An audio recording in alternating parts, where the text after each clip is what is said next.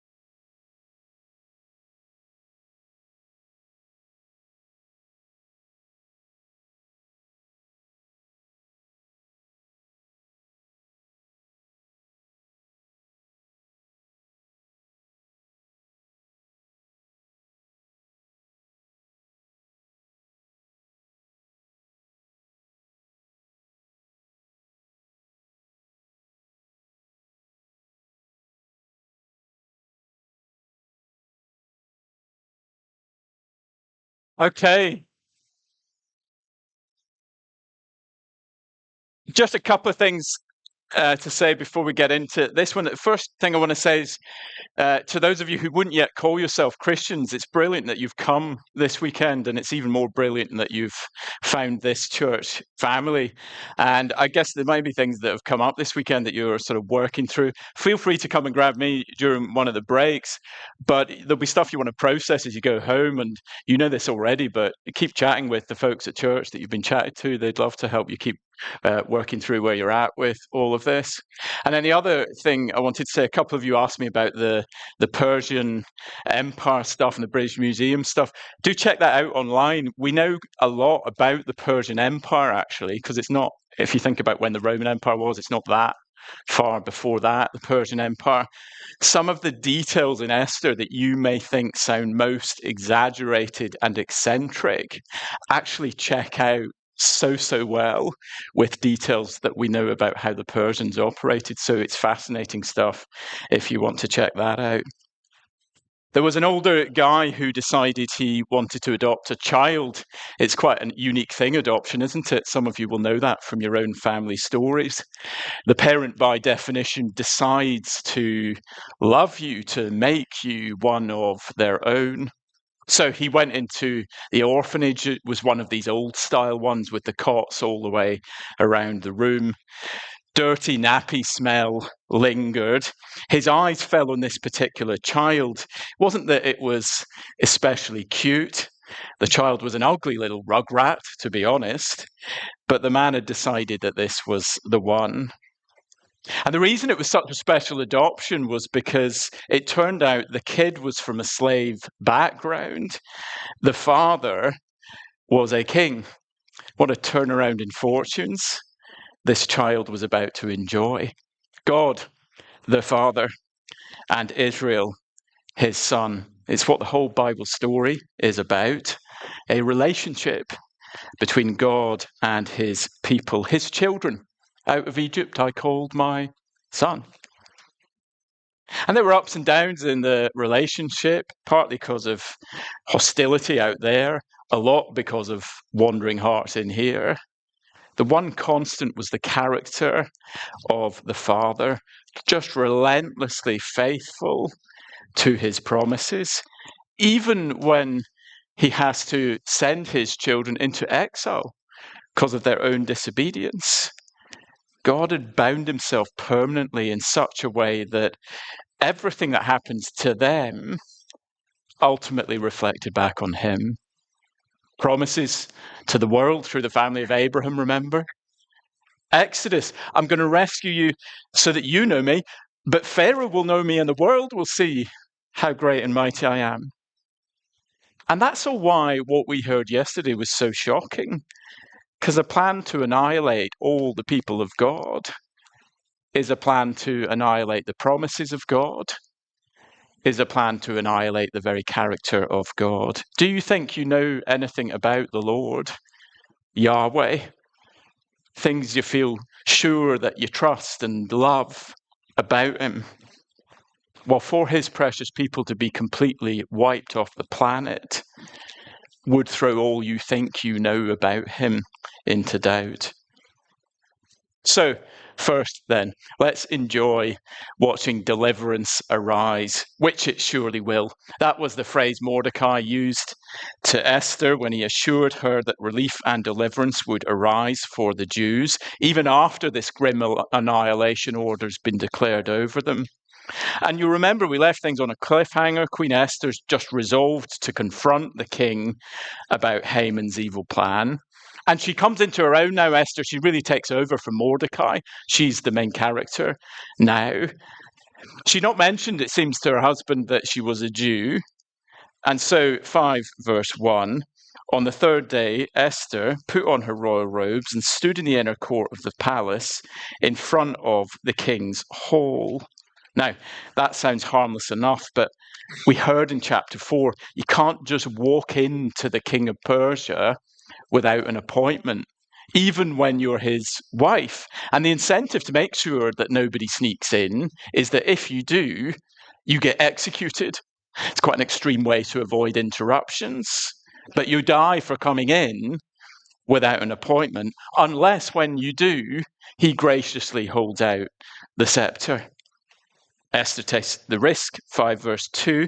And this part of the story, it's like one of those contraptions, where a ball drops down a chute, which spins a wheel, which turns a pulley, which sends a domino falling onto a lever, and this goes on until you capture a mouse or start a car or perform some other task. Each event triggers the next thing.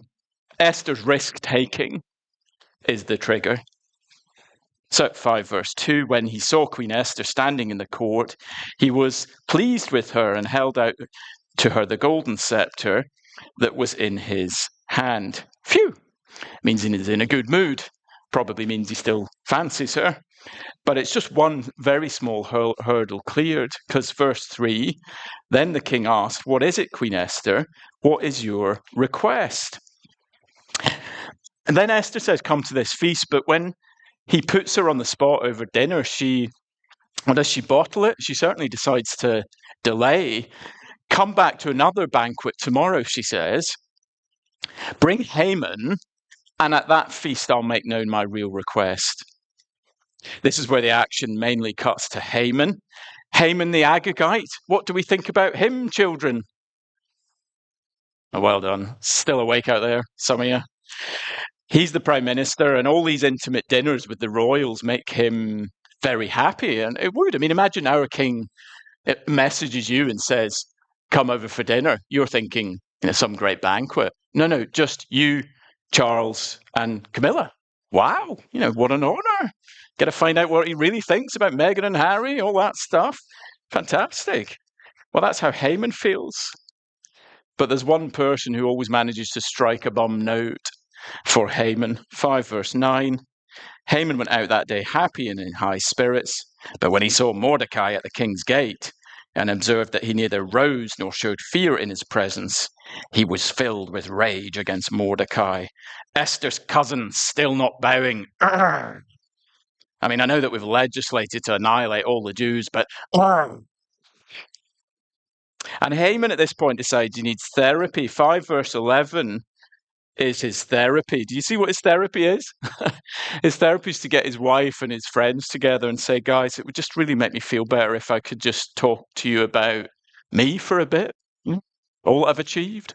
So in 5 verse 11, he boasts about his money, his promotions, his number of sons. That's a bit of a weird thing to boast to your wife about, isn't it? I mean, A, she probably knows how many they've got, and B, she probably deserves more of the credit. And if you're imagining being married to that, don't feel too sorry for his wife, because she's Cruella de Vil.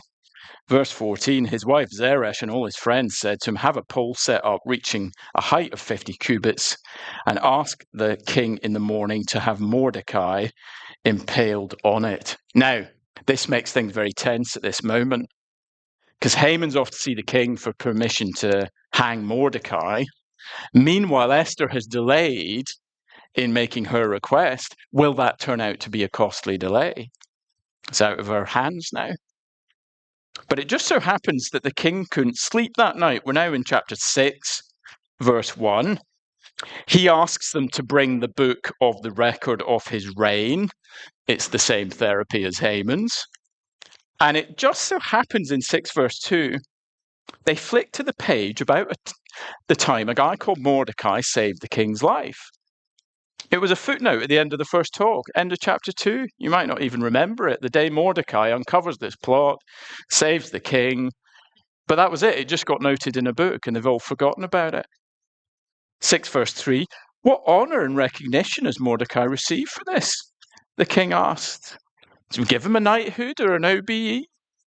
No. Oh. And in 6 verse 4, Haman just so happens to be in the building. He's come to talk about having Mordecai strung up. The king never knows what to do himself, says, bring in Haman. He'll know what to do to honour Mordecai.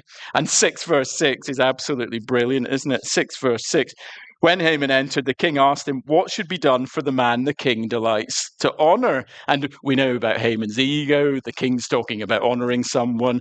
This is where I imagine him as the most pantomime. You know, in the pantomime, how the baddie sometimes has a little quiet word with the audience. So he comes over and says, who would the king delight to honour more than me? Wink. And verse 7 reveals Haman's heart. Did you spot his fantasy? What's Haman's fantasy? Verse 7. Did you see it? For the man the king delights to honour, let them bring a royal robe that the king has worn and a horse the king has ridden, one with a royal crest placed on its head. What's Haman's fantasy? He wants to be the king. But it's all about to go horribly wrong. Great, says the king. Do all of that for Mordecai the Jew. As Haman runs back to the audience with his hand in his mouth. And it's delicious justice as he gets not the honour but the shame of having to dress his arch enemy and march him through the square in the parade. Now that's a key moment because momentum has swung against the bad guy. And his problems rapidly become terminal. End of chapter 6. He's taken to the banquet.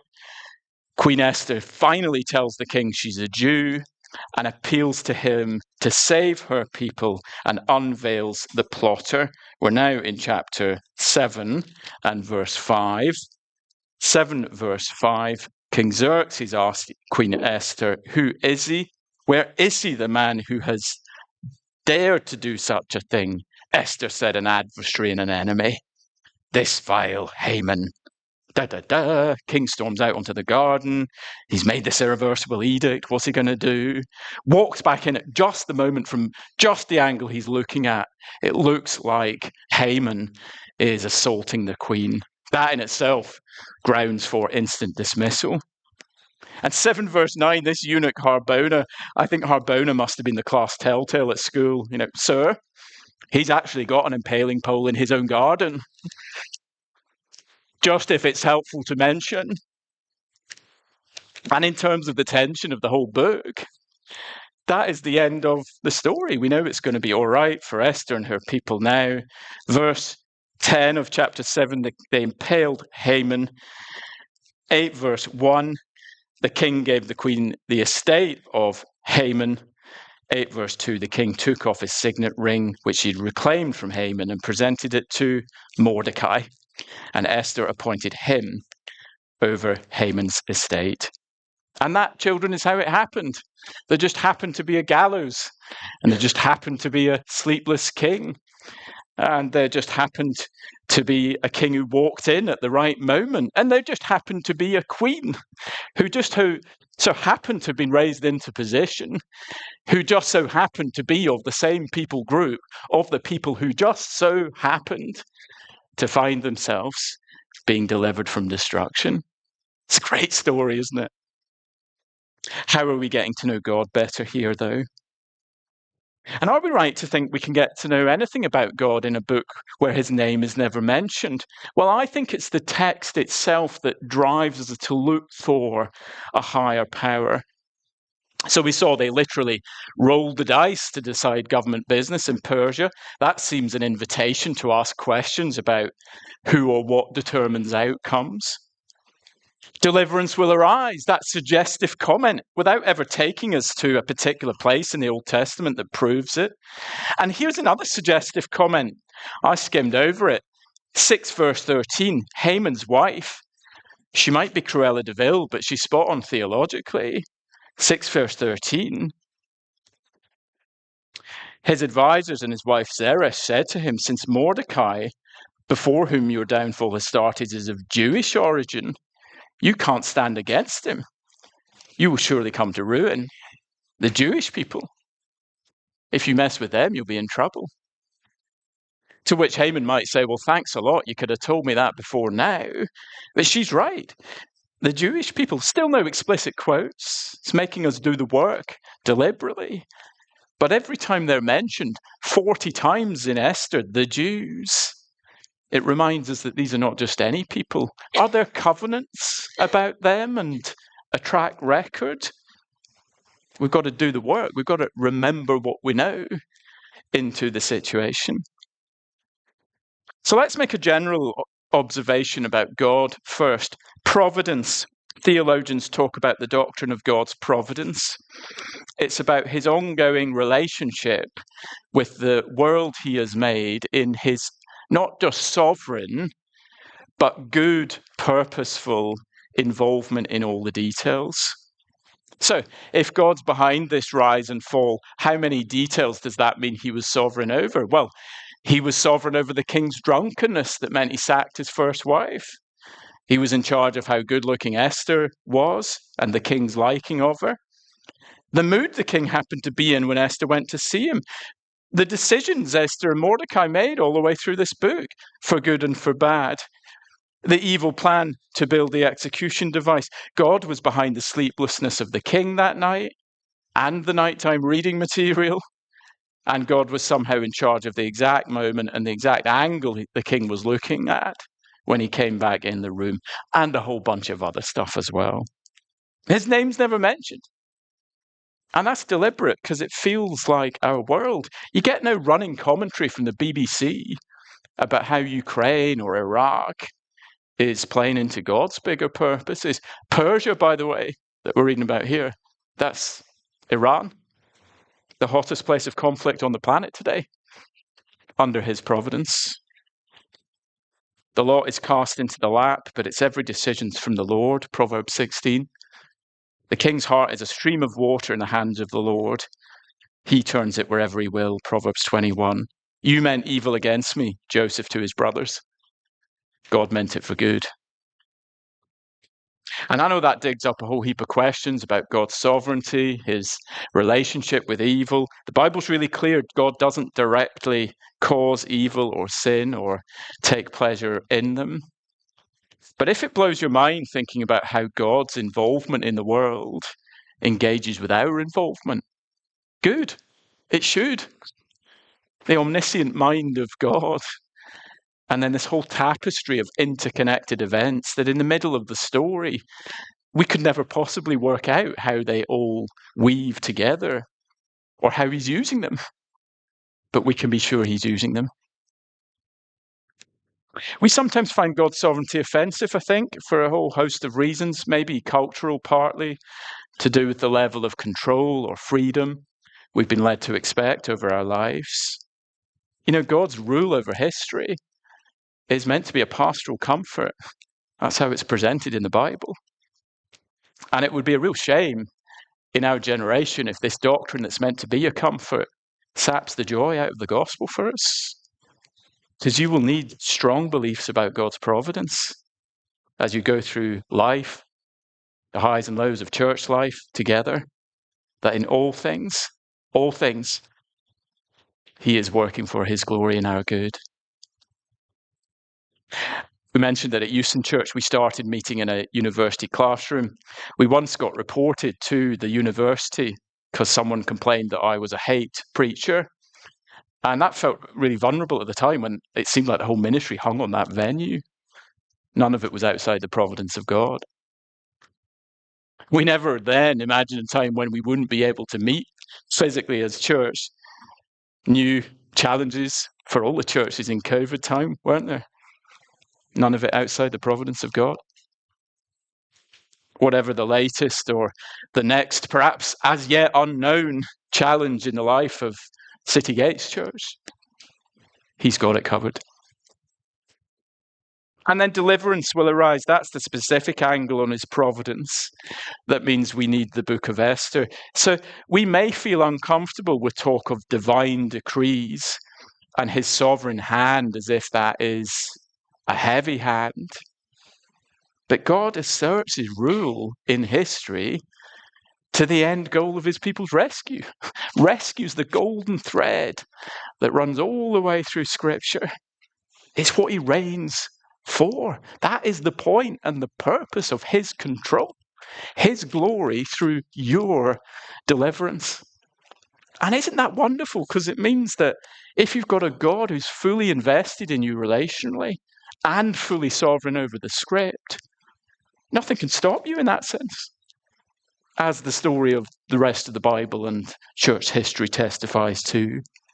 Esther's so precious because it says he's not only at work for the deliverance of his people when he's boshing the pharaohs very visibly. He's at work when he goes unnoticed and unmentioned by the powers that seem to call the shots. Esther says he's at work in the coincidences, the mundane decisions of powerful people who think they write history. And he's even at work through the dubious choices of his own children. And I want to be careful how I say that, not at all to justify the making of dubious choices, see rest of Bible. It's just that don't assume that you'll ever be able to make a single decision, good, bad, indifferent, reckless, or have any compromise kind of track record in your past that God will not be using towards his plan. He is bigger than all of that. Isn't that a relief that he's bigger?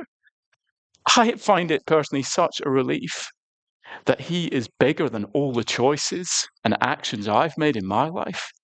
Big God. And so, point 3, how are you going to look at the world tomorrow morning? Can I recommend ditching a few isms? No atheism.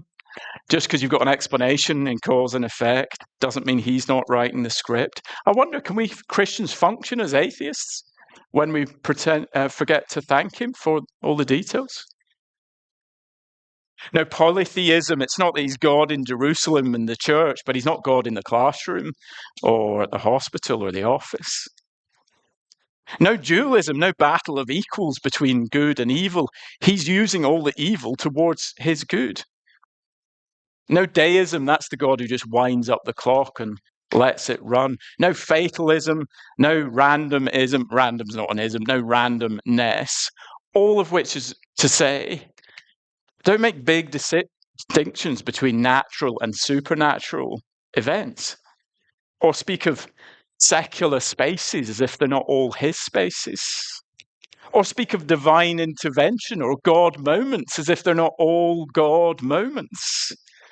Don't think about his big plan as if that's unconnected from him working it out in the detail. It's not that he's God of the future, but not God of now. I mentioned North Korea.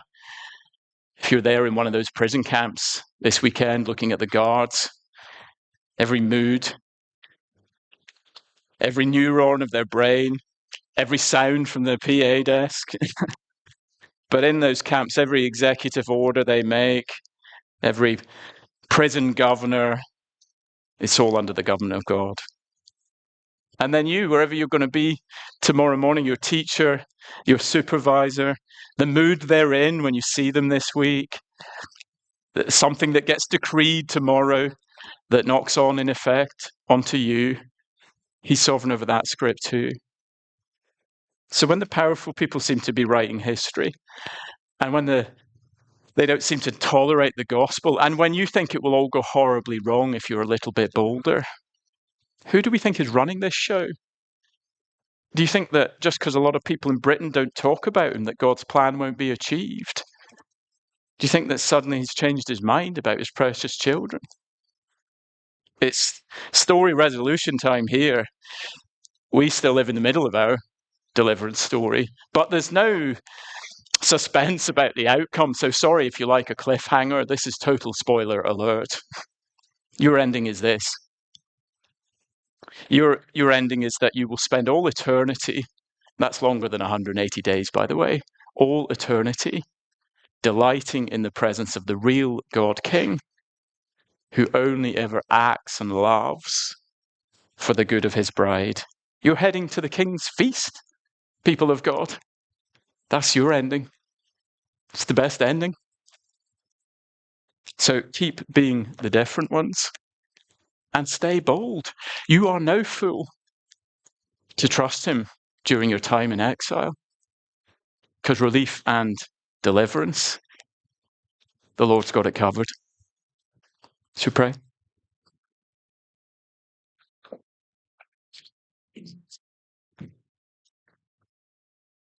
Oh, the depth of the riches of the wisdom and knowledge of God, how unsearchable his judgments and his paths beyond tracing out. Who has known the mind of the Lord, or who has been his counselor? Who has ever given to God that God should repay them? For from him and through him and for him are all things. To him be the glory forever. Amen.